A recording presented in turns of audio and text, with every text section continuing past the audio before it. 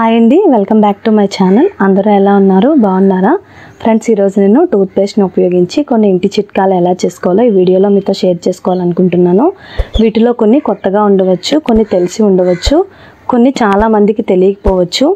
So ఈ టిప్స్ని నేను daily routine లైఫ్లో ఫాలో అవుతూ ఉంటాను. సో ఇవి కొత్తగా పెళ్ళైన వారికి కానీ తెలియని వారికి కానీ ఉపయోగపడతాయని అనుకుంటున్నాను. So let's get in to the video. Tip number 1 చూద్దామండి.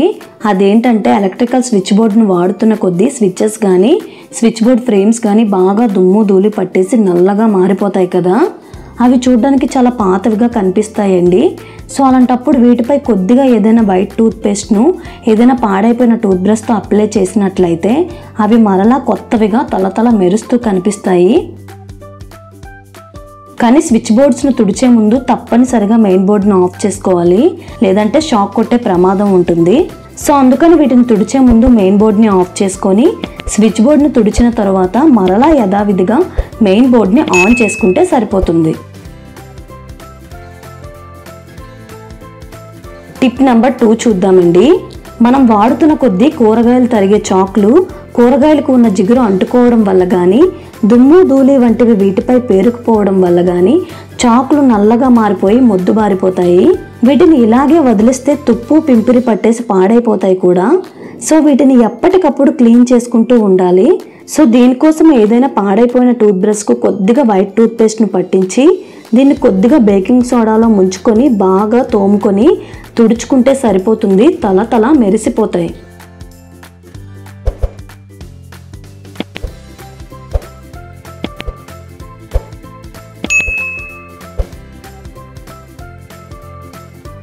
టిప్ నెంబర్ 3 చూద్దామండి.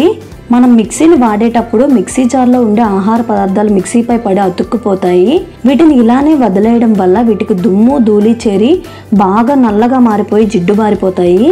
సో అలాంటప్పుడు దీనిపై కూడా ఏదైనా పాత టూత్ బ్రష్ పైన కొద్దిగా వైట్ టూత్ పేస్ట్ ను వేసి మిక్సీ మొత్తం అప్లై చేసుకొని ముందు తడి క్లాత్తో తర్వాత పొడి క్లాత్తో ఇలా తుడుచుకుంటే సరిపోతుంది.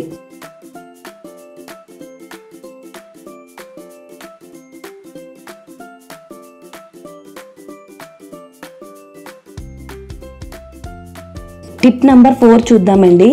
మనం వాష్ బేసిన్స్ను క్లీన్ చేసేటప్పుడు ఎక్కువగా హార్పిక్స్, డొమెక్స్ వంటి కెమికల్స్ను క్లీనర్గా ఉపయోగిస్తాం కదా. సో దీనివల్ల వాష్ బేసిన్లు వాటి మెరుపు త్వరగా కోల్పోతాయి. సో అందువల్ల ఎల్లప్పుడూ కెమికల్స్ని యూజ్ చేయకుండా ఇలా అప్పుడప్పుడు టూత్ పేస్ట్తో క్లీన్ చేసుకుంటే చాలా ఎక్కువ రోజులు మెరుపు నిలిచి ఉంటుంది.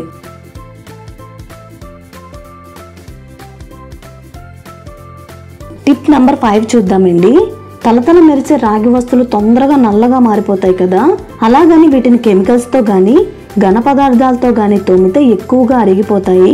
సో అందుకని వీటిని టూత్ పేస్ట్ అండ్ గడ్డ ఉప్పుతో ఇలా తోముకొని కడిగేసుకుంటే తలతల మెరవడమే కాకుండా ఎక్కువ రోజులు మెరుపు నిలిచి ఉంటుంది. ఫ్రెండ్స్, ఈ టిప్స్ని మీరు కూడా ట్రై చేయండి. ఎలా ఉన్నాయనేవి మాకు కామెంట్స్ రూపంలో తెలియజేయండి.